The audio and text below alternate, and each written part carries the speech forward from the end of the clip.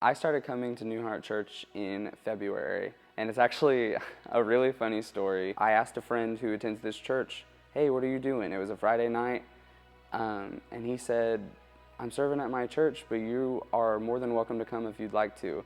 And being how desperate I was to just have a friend and have somebody in my life outside of my family that I could connect with and talk with, I went and I attended. And that February Friday night at that sisterhood event changed my life.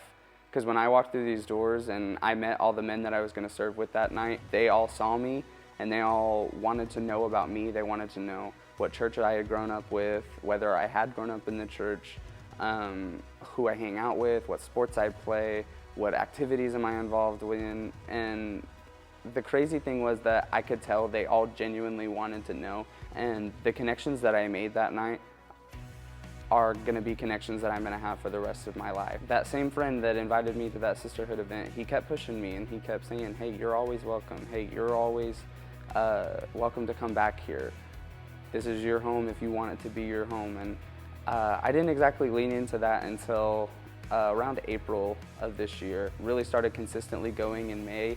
And in May I decided that I was going to start paying my tithes. I was going to start serving. I was really going to get planted here, and just paying my tithes alone, I could see a difference that God was making in His hand, and I could see His hand in my situations financially with trying to figure out how I'm going to pay for college and figuring out my first job and all these other things. Like, I could just genuinely see that once I planted myself and once I started giving that first 10%, there's nothing that I can't handle through Him.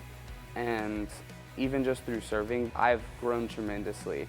It has been just like a mountain climb of growth and a mountain climb of faith, because I've genuinely realized how much I can put on God and how much God really means to me in my life.